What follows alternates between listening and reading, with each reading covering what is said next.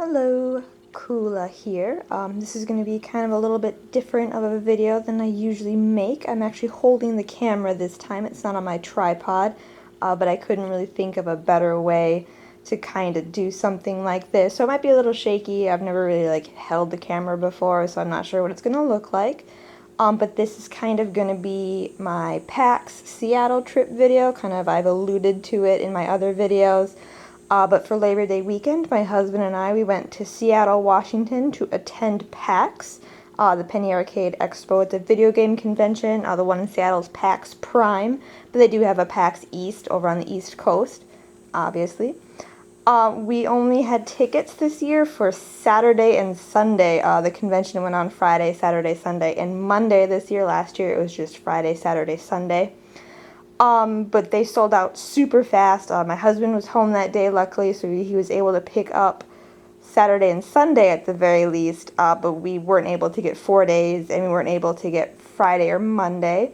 A lot of people there weren't able to get the tickets they wanted, so a lot of people actually bought them off eBay and stuff for really inflated prices. People just really love this convention. It's super fun. We got to meet a lot of really cool people, and we got to do a lot of really cool stuff. The only thing, though, about it is that we ended up not playing that many video games, surprisingly, even though it's a video game convention, just because there's so many people there. It's so packed. There's so much to do, and there's a lot of lines, a lot of waiting, just a lot of really cool stuff, though. So we did get a lot of swag. As you can see, my husband kind of laid it all out. A lot of this is his.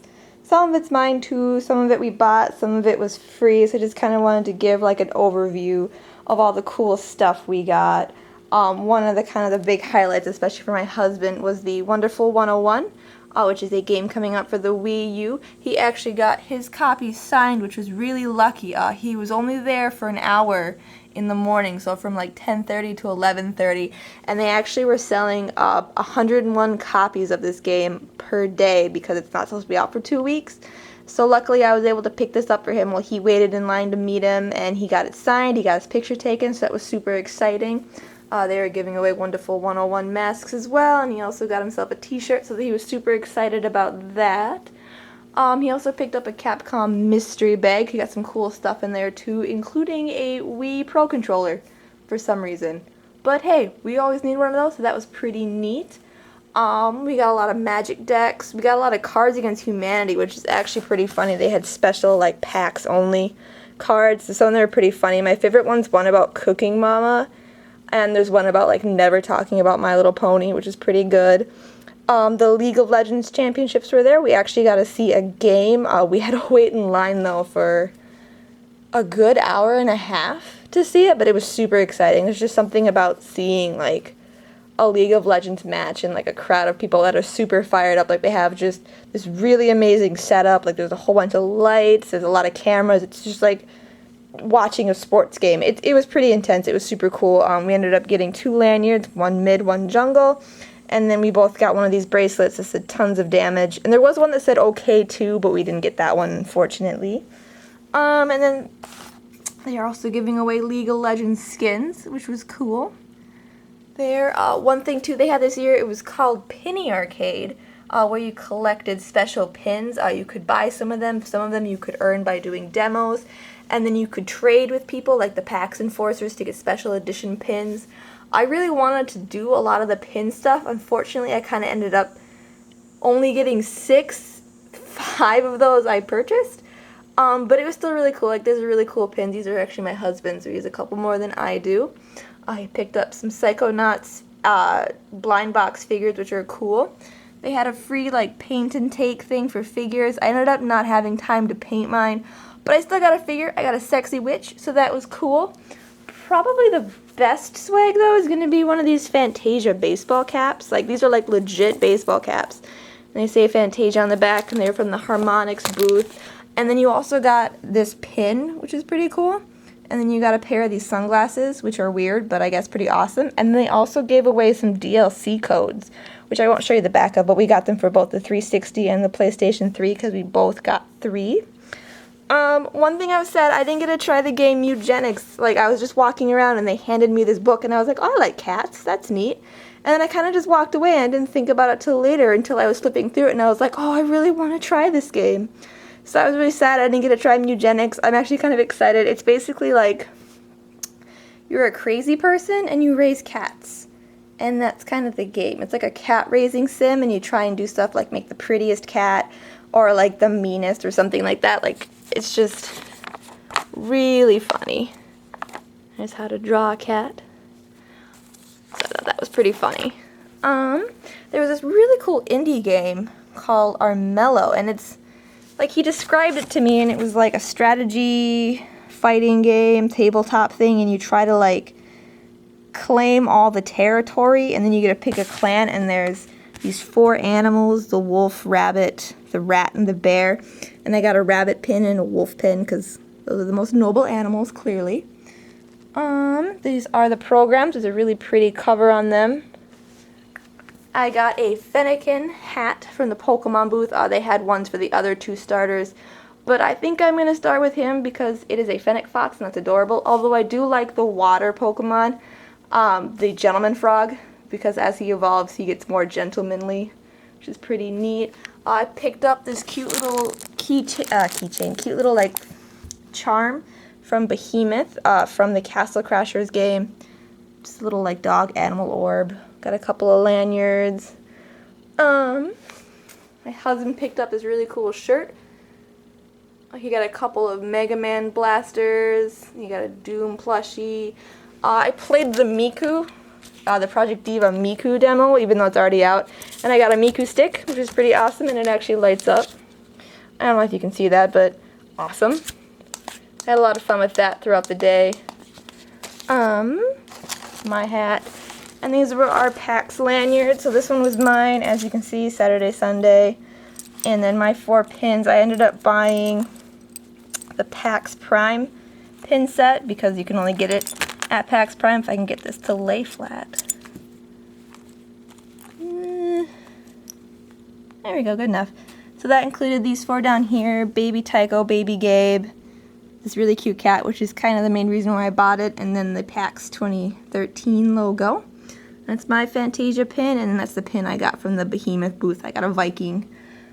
Let's see. So that's kind of like all of the swag we really got. It was super fun. It was super tiring. Like, we were on our feet all day, standing in lines, walking around. It was also pretty expensive too. Like, you know, I don't like drinking fountains. I just think they're gross, and that's just me being weird. So I ended up buying like a couple bottles of water every day, and at like $2.50 for a 20-ounce of Aquafina. Really added up. Food-wise, though, it wasn't too expensive. We actually went off-site to go because the convention center is right in the middle of Seattle. So we ended up going to Jimmy John's one day. We ended up going to this really great like flatbread place where I ended up getting a hummus wrap that was amazing. And then we actually did, like I said, we got to meet some really cool people. We went to a panel. One of our friends kind of works in the industry, so he knows a lot of people. He has a lot of connections, and he actually we got to meet some people that we really looked up to, really were inspired by. So that was super cool. We actually got to hang out at a company party, which was neat. So that's kind of what happened there. It's kind of a quick overview. It was a lot of fun. I really want to go back. And then since we were in Seattle, we hit up Kinokuniya and the Japanese grocery store that it's kind of attached to. I always forget what it's called. It's like I don't remember. But there's a Japanese grocery store and a Kinokuniya. If you don't know what a Kinokuniya is, it's like a really cool like Japanese import bookstore, which sells things cheaper than I can import them myself.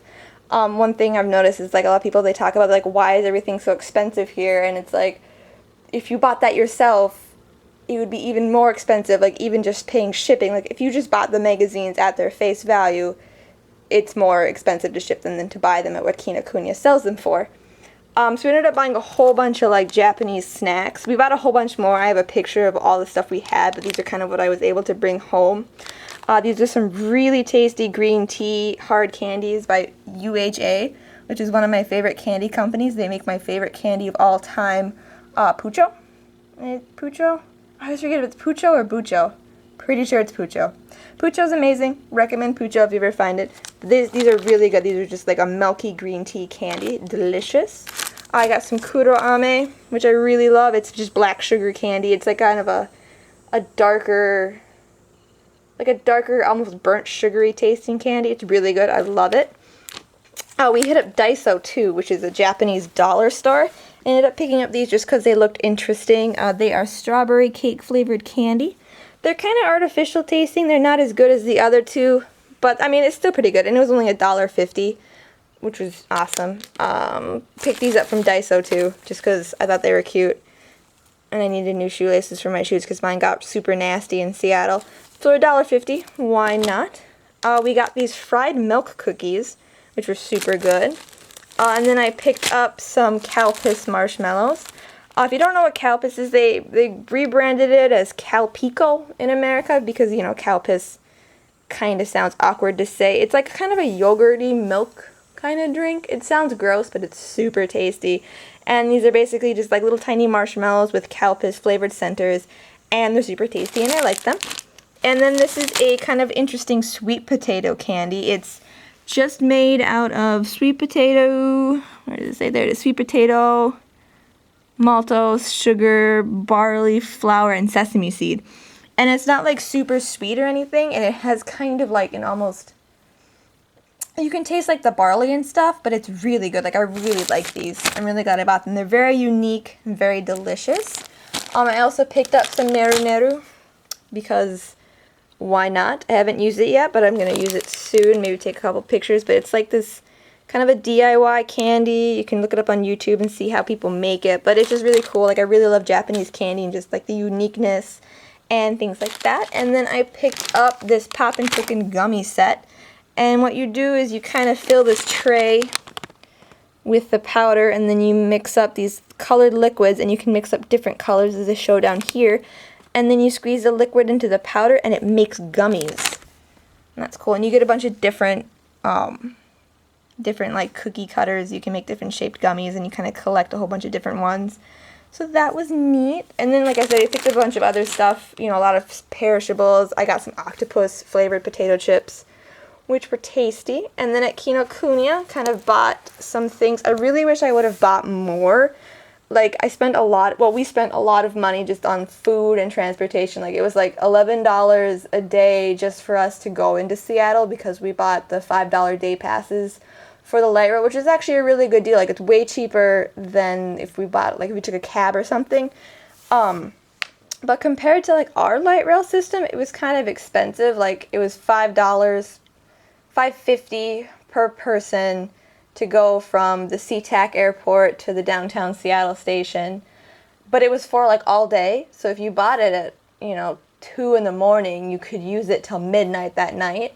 Whereas here, depending on whether it's rush hour or not, it's like $1.75 a person, and then you get that for 2.5 hours. And that works on anything. That works on the light rail, that works on the buses. Like, the only thing it doesn't work on are, like, express buses or, like, the special train that kind of travels our state. But with the pass in Seattle, that only worked on the light rail. It was kind of confusing, and I can kind of see how, like, it could get expensive there. But it was really nice that we had that option just to go, like, straight from SeaTac, because our hotel was right by the airport. And to be able to go straight downtown and not have to worry about anything. Like, the convention center was really close. Like, it stopped really close to Kinokuniya. Our hotel was really close to a 7-Eleven. Like, in the end, it ended up being a really great location. So that was good.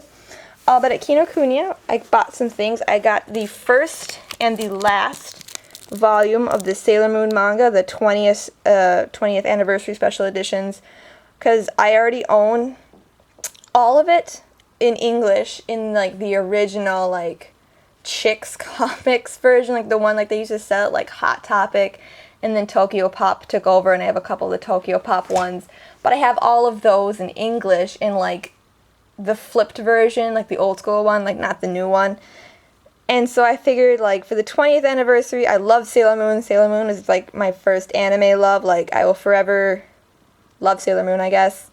Why not get the Japanese versions? And it's actually, I found Japanese manga is really fun to try and read. I took Japanese in college, for 2 years, so I kind of have a very rudimentary knowledge of it. I'm not fluent in any means.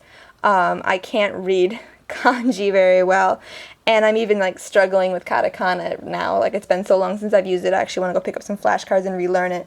But it's just really fun, like, just reading through it and trying to like figure things out. And what's nice is when they write kanji, they actually write the hiragana next to it, which is super helpful if you're trying to learn how to read it.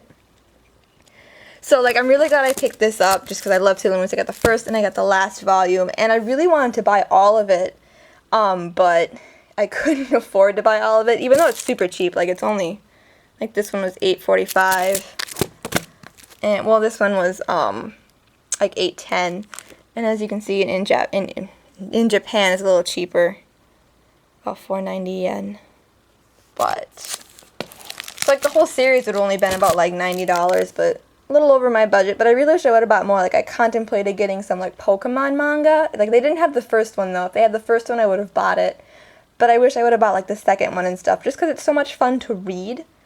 And then I ended up picking up a bunch of magazines, the ones that I usually get, and then a couple of new ones. And they actually had something new this year. Last year when we went, they didn't have this, but they had, like, a special 50% off bin. So it was, like, older magazines for 50% off. So I ended up picking up this Nail Max for 50% off. So it was super cheap. And this magazine is actually really cool. Like, it just has, like, a bunch of, like, nail designs. And just, it's very inspirational. A lot of full color photos, like barely any advertisements. So I'm really into this magazine, and I'm really interested in picking up more. I even picked up the August issue at full price just because I really liked it so much. So that's kind of this one here. This one even has this really neat calendar in it. So it's like the Nail Max 2013 calendar, you know, from July to December, and like here's the month. And then it, like, every single day has a different polish color in, like, this color theme. Like, how cool is that? So, super into this magazine. That was pretty awesome. And then I ended up picking up an egg. August's egg. There was another one I wanted to get. It had a DIA pouch in it, but it was kind of expensive, so I didn't, unfortunately. I got the, what is this, 48? Yeah, volume 48 of the Gothic Lolita Bible. I was going to get the 47th one too because I thought I didn't have it. Luckily I didn't because I actually do. So I got that. I picked up September's Kira. And then I got September's Zipper. I actually really like Zipper. It's the magazine that first serialized Paradise Kiss, which is one of my favorite mangas. It's kind of like, I want to say it's like the Japanese version of Nylon, but there is a Japanese version of Nylon. It's just, you know, a street fashion magazine.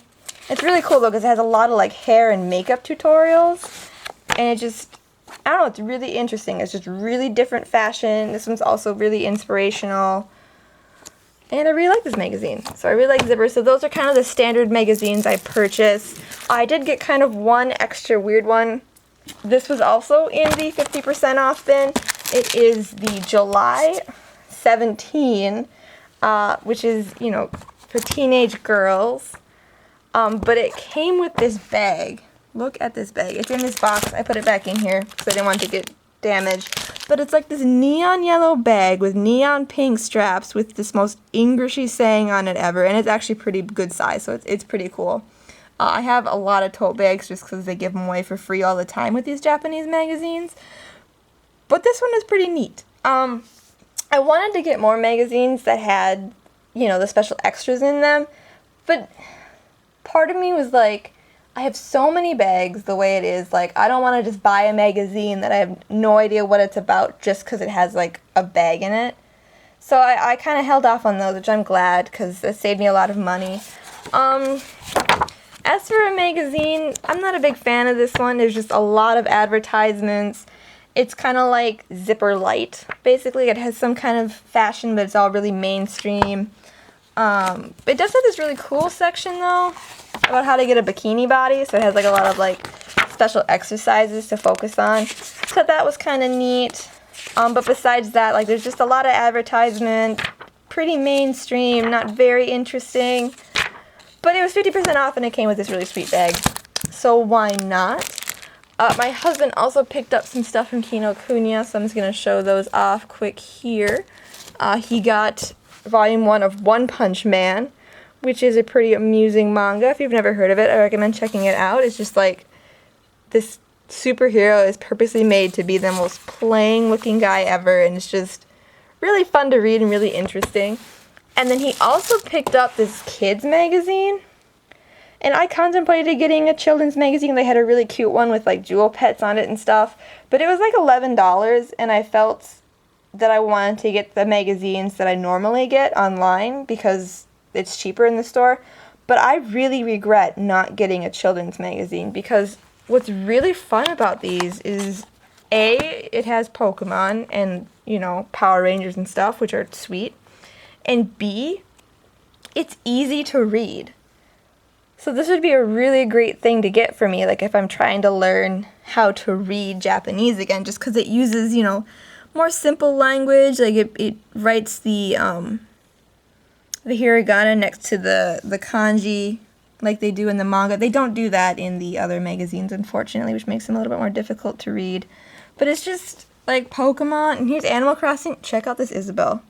This made me laugh for like 5 minutes on the train. Like, I'm going to take a picture of this, and this is going to be an icon for something, because seriously, this is the best picture of Isabelle ever. But it's just, this magazine was just really cool. And, like, here's, like, the new Pokemon, which I'm sure are already up on, like, Cerebi.net, but look at this hawk. Oh my god, just eat your heart out, Pidgey.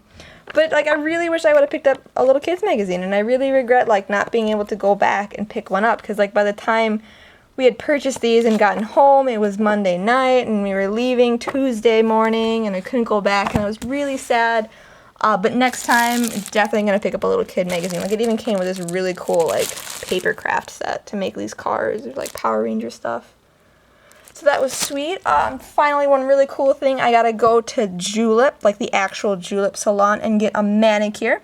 This is my first manicure ever. Well, technically second. I got one for my wedding, but it was at this like beauty school because that's where my mom wanted to go, and it was awful. Like, the girl who did it didn't really know what she was doing. Like, she ended up using foot cream on my hands.